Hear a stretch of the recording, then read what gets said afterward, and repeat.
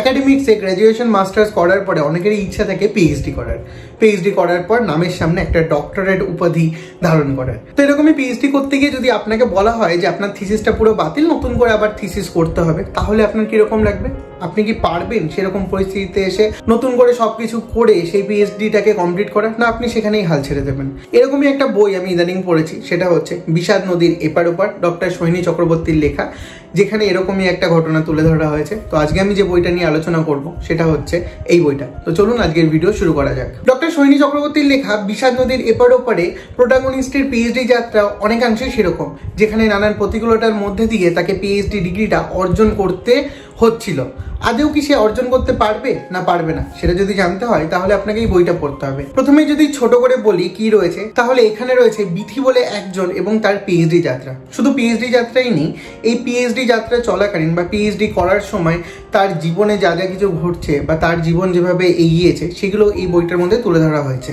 Fictional একটা বই যদি আমি হিসেবে ধরে নিই, তাহলে আমি বলবো তার পিএইচডি যাত্রাটা ছিল একটা আলাদা ধরনের, যেটা হয়তো সবার মধ্যে দেখা যায় না, বা সবাই যখন পিএইচডি করেন তখন তাদের এত প্রতিকূল পরিস্থিতির মধ্যে যেতে হয় না।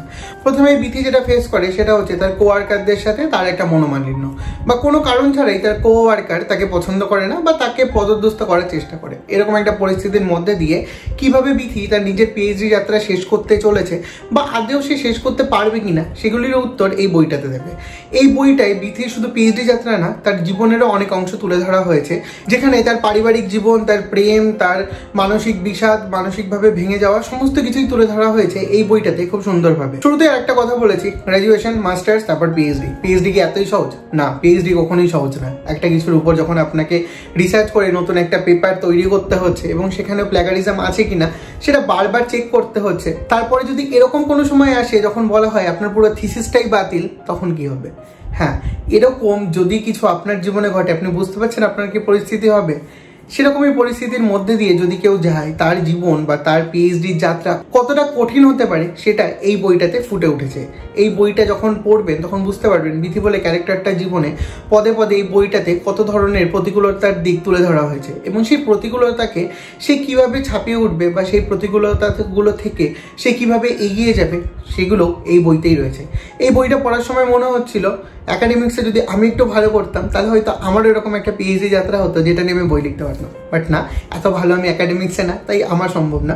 কিন্তু বইটা পড়তে গিয়ে কিছু কিছু পিএইচডি যাত্রা সম্পর্কে বা পিএইচডি করতে গিয়ে কি কি প্রতিকূলতা হয় বা কি কি অনুভব করে একজন ছাত্র বা ছাত্রী, সেটা আমি এই বইটার মাধ্যমে বুঝতে পেরেছি। অর্থাৎ কিছুটা হলেও এই পিএইচডি জিনিসটা কেমন হয় সেটা এই বইটা থেকে কিছুটা আমার ধারণা হয়েছে।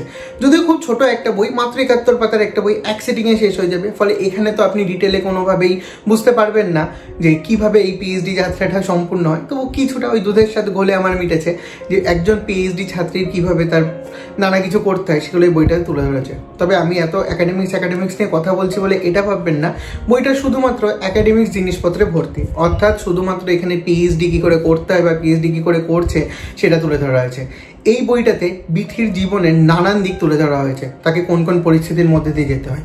আর হ্যাঁ, ওই রাস্তায় চলতে গিয়ে আমাদের অনেকেরই অনেক সময় কাউকে দেখে মনে হয় না দিল কা টেলিফোন বাজ গয়া, এরকমই একটা পরিস্থিতিও এই বইটার একদম শুরুতে রয়েছে। এবং তারপরে কি হবে, তারপরে সেই যাকে দেখে এখানকার প্রোটাগনিস্টের মনের টেলিফোন বেজে উঠেছিল তার সাথে তার কতদূর সম্পর্কে এগোবে বা আদেও এগোতে পারবে কিনা, তাদের কোনো প্রতিকূল পরিস্থিতি আছে কিনা বা অনুকূল পরিস্থিতিতে কি হবে, সেগুলো সবই উত্তর এই বইটাতে দেবে। এই বইটা এমন একটা জায়গায় গিয়ে শেষ হবে যেখানে হয়তো আপনার মুখে একটা হাসি চলে আসবে। কিছুটা স্পয়লার হয়ে গেল এটা আমি বললাম, তার কারণ এখানে অনেক প্রতিকূলতার পরে যেভাবে শেষ হচ্ছে সেটা একটু ভালো লাগার বিষয়। বইটার যদি উৎসর্গ দেখেন তাহলে বিশ্বজোড়া সমস্ত গবেষক অথবা পিএইচডি স্কলারদেরকে এইটাই বইটা পড়ার পর বুঝতে পেরেছি যে কেন তাদেরকে উৎসর্গ করা হয়েছে। নানান বই আমি যেগুলো পড়েছি সেগুলোতে দেখেছি হয়তো পার্টিকুলার কাউকে উৎসর্গ করা হয়, কিন্তু পার্টিকুলারলি এই বইটাতে এরকমভাবে উৎসর্গ কেন, বইটা শেষ করার পর আমি বুঝতে পেরেছি এবং তার যথেষ্ট কারণ রয়েছে। বইটা যখন আপনারা পড়বেন বা শেষ করবেন তখন বুঝতে পারবেন কেন এটা বলা হয়েছে। এবং এখানে এই বইটাতে ভালো লাগার বিষয় যদি বলি তাহলে বইটা একদম ছোট একটা বই এবং পড়তে কোনো অসুবিধা হয় না। লেখনী খুব সহজ সরল এবং সেইভাবে আপনি পড়ে যেতে পারবেন, থামতে হবে না, কোনো জায়গায় এরকম মনে হবে না যে কি হলো বুঝতে পারলাম না। খুব সহজ সরলভাবে লেখা এবং এই বইটা পড়ার পর একটা আলাদাই খুশি বা ভালো লাগা কাজ করবে আপনার মনে, কারণ এন্ডিংটা যেভাবে হচ্ছে সেইভাবে অনেক সময় মানে আপনার মনে হতে পারে যে ড্রিম এন্ডিং বা এরকম কিছু।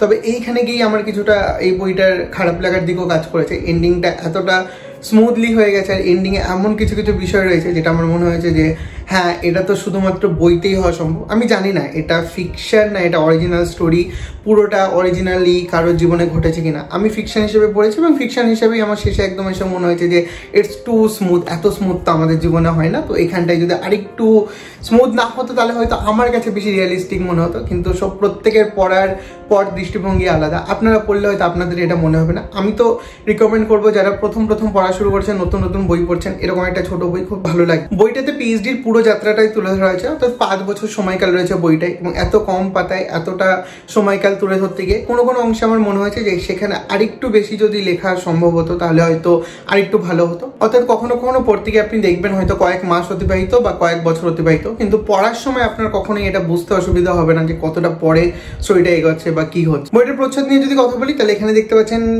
পিএইচডি থিসিস লেখা, তার মধ্যে একটা চির ধরা এবং এখানে একটা চোখ রয়েছে, চোখের থেকে জল পড়ছে। বইটা পড়ার পর বুঝতে পারবেন কেন এগুলো রয়েছে। এইটা একজনের কষ্টকে ডিফাইন করছে, আর থিসিসটা এরকম কেন, কারণ যদি আপনাকে হঠাৎ করে বলা হয় যে আপনার পুরো থিসিসটাই বাতিল তাহলে কীরকম হবে। সেরকম জায়গায় আপনাকে বলা হচ্ছে নতুন একটা থিসিস দিতে, সেখানে আপনার কীরকম লাগবে। এই বইটা পড়তে গিয়ে আরেকটা আমার অড বিষয় লেগেছে যেটা সচরাচর দেখা যায় না। দুজন যখন কথা বলছে তখন এখানে বারবার করে এক একজনের নাম লিখে বলা হচ্ছে, যেগুলো কিছুটা আমার নাটকের সংলাপে আমরা দেখে থাকি সেরকম হয়েছে। সেটা না হয়ে যদি ডিরেক্টলি লেখা থাকতো আমার মনে হয় কিছুটা বেটার হতো। বইটার নাম বিষাদ নদীর এপার ওপার, এবং এখানে যে ক্যারেক্টার রয়েছে বা প্রোটাগনিস্ট রয়েছে বিথি, সে বিষাদ নদীর এপারে থাকে এবং সে কি কখনো ওপারে আসতে পারবে, অর্থাৎ সুখের নদীতে কখনো থাকতে পারবে, সেটা যদি জানতে হয় তাহলে এই বইটা আপনাদের পড়তে হবে। আজকের মতো এটুখানি কি, দেখা হবে পরের দিন পরের কোনো ভিডিওতে। ততক্ষণ ভালো থাকবেন, বই পড়বেন।